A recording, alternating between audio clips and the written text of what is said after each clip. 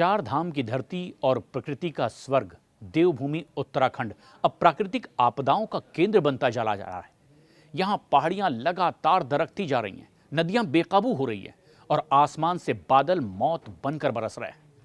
उत्तरकाशी के धराली में बादल फटने से जो तबाही मची है, उसने एक बार फिर से यह सवाल खड़ा कर दिया है कि क्या हिमालय की गोद में बसे ये क्षेत्र अब सुरक्षित रह भी गए हैं। दरअसल IIT रुड़की और राष्ट्रीय आपदा प्रबंधन की ओर से कुछ नई चीजें सामने आई। NDMA जैसी संस्थाओं की रिसर्च बताती है कि उत्तराखंड में प्राकृतिक आपदाओं की फ्रीक्वेंसी लगातार अब बढ़ती चली जा रही है। वैज्ञानिक चेतावनी दे रहे हैं कि राज्य का एक बड़ा हिस्सा अब डिजास्टर प्रोन क्षेत्र में बदल चुका है। उत्तराखंड के उन जिलों जगहों के बारे में भी अब आपको जान लेना चाहिए जो सबसे ज्यादा खतरे में हैं और भविष्य में यहां कोई बड़ी आपदा आ सकती है। लेकिन सबसे पहले बात उत्तरकाशी की करते हैं। यहां पर जमीन लगातार दरक रही है। भूस्खलन, बादल फटना और इस तरह की तमाम प्राकृतिक आपदाएं यहां लगातार देखने मिली। साल 2012 में, 2013 में, 2019, 2024 में और अब धराली में बादल फटने जैसी एक बड़ी घटना हुई। तस्वीरें पूरी दुनिया ने देखी जिसमें जान माल का एक बड़ा नुकसान हुआ है। बड़ा खतरा यमुनोत्री और गंगोत्री के रूट पर भी है, जहां ग्लेशियर तेजी से पिघल रहे हैं। हालांकि उत्तरकाशी में अब तक के ग्लेशियर झील विस्फोट की कोई घटना रिकॉर्ड नहीं की गई, लेकिन उत्तरकाशी जैसे ऊंचाई वाले हिमालयी जिलों में भी अब ग्लोफ का भौगोलिक खतरा हमेशा से बढ़ता चला जा रहा है, क्योंकि यहाँ कई छोटे बड़े और इसी तरह के ग्लेशियरों की मौजूदगी की जानकारी है, जिसके नीचे और आसपास अक्सर ग्लेशियर लेक यानी कि हिमदी झील बन जाते हैं। IIT रुड़की, वाडिया इंस्टीट्यूट और NDMA जैसी संस्थाओं की रिपोर्ट में ये जरूर चेतावनी दी गई है कि उत्तरकाशी समेत उत्तराखंड के कई ऊंचाई वाले क्षेत्र अब इसी तरह के ग्लोफ के लिए संभावित हॉटस्पॉट बन चुके हैं। यहाँ हर साल 10 से ज्यादा ऐसे इलाके चिन्हित भी कर लिए गए हैं जहाँ जमीन अस्थिर होती चली जा रही है। बादल फटने जैसी घटनाएं अब यहाँ आम बात हो चुकी है। जोशीमठ सबसे बड़ी चिंता अब यहाँ की है भू धसाव, और अगला नाम इसी का आता है जो है चमोली, जहां लगातार पहाड़ धंसते चले जा रहे हैं। उदाहरण जोशीमठ के रूप में सबके सामने आया, जहां पर ये लगातार घर धंसते चले जा रहे हैं और ये जगह फ्लैश फ्लड और भूस्खलन के लिहाज से बेहद सेंसिटिव मानी जाती है। फरवरी 2021 में रैनी गांव में भी ग्लेशियर टूटने से NTPC परियोजना को भारी नुकसान हुआ था। 7 फरवरी 2021 को रैनी गांव में एक ग्लेशियर टूटने से भीषण तबाही मची थी। बड़ी आपदा में 200 से ज्यादा लोग मारे गए थे, कई तो अब तक लापता। और यहां सबसे बड़ी चिंता जोशीमठ की भूधसाव की है और इसे लेकर के सरकार की चिंता लगातार बढ़ती चली जा रही है। पिथौरागढ़ और धारचूला में खतरा 3 तरफ से बढ़ चुका है। उत्तराखंड के पिथौरागढ़ और धारचूला क्षेत्र की बात अगर हम करें तो ये बहुत गंभीरता से समझने का विषय बन गया है। ये राज्य के सबसे संवेदनशील और आपदा प्रवण यानी कि आपदा के लिहाज से बहुत ही सेंसिटिव इलाके अब गिने जाते हैं। ये सीमांत जगहें भले ही अपनी प्राकृतिक सुंदरता और सामरिक महत्व के लिए जाने जाते हों, लेकिन हर मानसून में यहाँ पर जिंदगी मौत के साए में चली जाती है और यहाँ खतरा 3 तरफ से होने लगा है: भूस्खलन, बादल फटना और सड़क कटाव। पिथौरागढ़ जिले में खासतौर पर धारचूला तहसील और उसके आसपास के गांवों में हर साल भूस्खलन होता है, बादल फटने की घटनाएं सामने आती है। नदी की बहाव में सड़क कटते चले जा रहे हैं, गांव के कटाव की बड़ी समस्याएं सामने आ रही है और इन आपदाओं का सबसे बड़ा कारण है यहाँ की नाजुक भौगोलिक बनावट और बढ़ते इंसानी हस्तक्षेप। अगस्त 2023 में धारचूला क्षेत्र में बादल फटने की एक बड़ी घटना हुई और इसमें कम से कम 12 लोगों की जान चली गई थी। इस घटना में दर्जनों मकान, सड़कें पूरी तरह से बह गए थे। पूरे इलाके में कनेक्टिविटी पूरी तरह से तब ठप हो गई थी। यह घटना साफ बताती है कि पहाड़ों में मौसम जरा सी करवट ले तो कितना जानलेवा साबित हो सकता है। दरअसल धारचूला और पिथौरागढ़ भारत, नेपाल और चीन की सीमा से सटे हुए क्षेत्र हैं। यहाँ बुनियादी ढांचे की स्थिति बहुत ज़्यादा कमज़ोर है और ये इलाका न केवल भौगोलिक दृष्टि से अस्थिर है, बल्कि सुरक्षा की दृष्टि से भी काफी महत्वपूर्ण माना जाता है।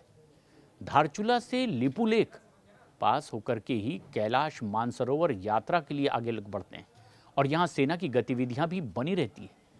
और ऐसे में किसी भी आपदा का असर सामरिक गतिविधियों पर भी सीधे पड़ सकता है। रुद्रप्रयाग में तो अब हर बारिश में लोग खौफ में आते हैं। रुद्रप्रयाग जिले का नाम लेते ही श्रद्धा और विनाश, अब दोनों बातें साथ साथ उभरने लगी है।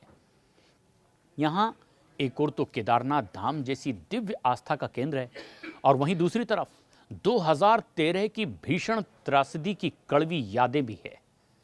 मंदाकिनी और अलकनंदा नदियों के संगम पर बसा ये जिला उत्तराखंड के सबसे संवेदनशील आपदा क्षेत्रों में से एक है। रुद्रप्रयाग का भौगोलिक स्थान इसे विशेष रूप से संवेदनशील बनाता है।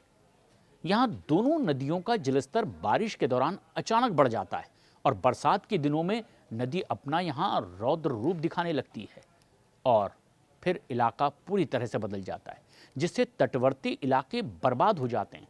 भूस्खलन और चट्टानों का खिसकना भी यहाँ एक सबसे बड़ी चुनौती बना हुआ है।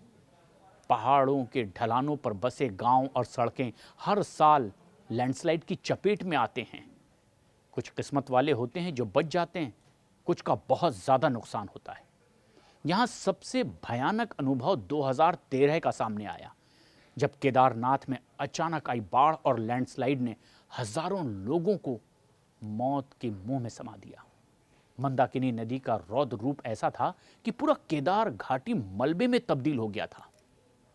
आईआईटी रुड़की और आईएमडी और इसके साथ ही एनडीएमए की भी रिपोर्ट बताती है कि मंदाकिनी अलकनंदा संगम क्षेत्र को बहुत संवेदनशील अब माना जाना चाहिए और इन्होंने ऐसा घोषित भी कर दिया। इसका सीधा सा मतलब यह है कि प्राकृतिक आपदाओं की संभावना अब यहाँ बहुत ज़्यादा बढ़ चुकी है। हमेशा सचेत रहने की ज़रूरत है, खास तौर पर इस तरह के बरसाती मौसम में। और थोड़ी सी बारिश या हल्का सा भी भूकंप यहाँ एक बड़ी तबाही ला सकता है।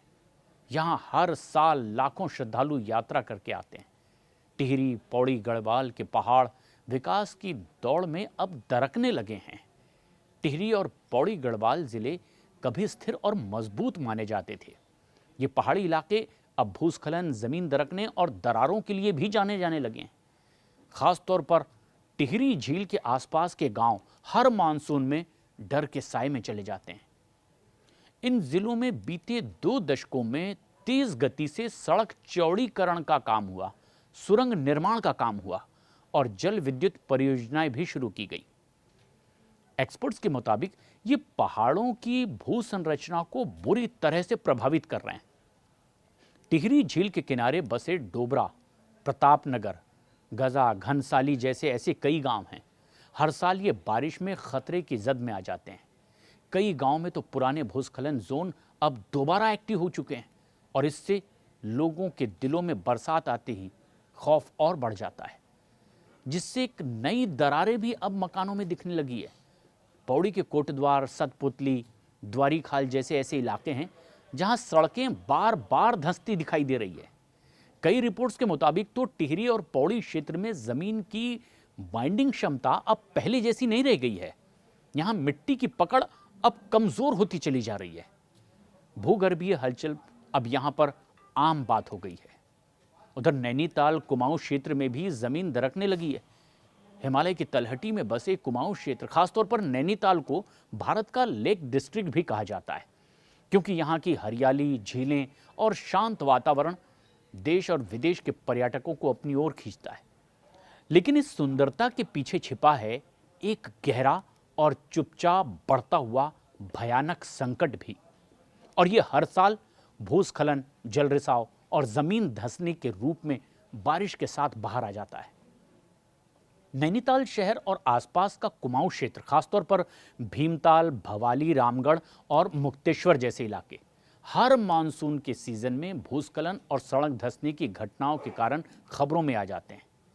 बारिश के दौरान पहाड़ी ढलानों से भारी मलबा उतरता है, पत्थर शहर की ओर बढ़ने लगते हैं, जिससे न केवल जनजीवन अस्त व्यस्त होता है, बल्कि जान का भी जबरदस्त खतरा होता है। और यहाँ बड़ी आपदा के खतरे, नैनीताल झील का जलस्तर असंतुलित भी होने लगा है। बारिश के वक्त में ये और ज़्यादा भर जाती और फिर गर्मी में सूखने भी लगती है। जल निकासी के पुराने सिस्टम अब जाम हो चुके हैं। वैज्ञानिकों की चेतावनी के मुताबिक उत्तराखंड भूकंपीय जोन 5 में आता है, जो कि भारत का सबसे संवेदनशील क्षेत्र माना जाता है। यानी इस आकलन से, तमाम रिपोर्ट से आप समझ सकते हैं कि विकास की दौड़ में अगर हम आगे बढ़ रहे हैं तो क्या संतुलन गड़बड़ा रहा है, जिसकी वजह से ये कुछ खास चिन्हित क्षेत्र अब एक बड़े खतरे की जद में आ चुके हैं।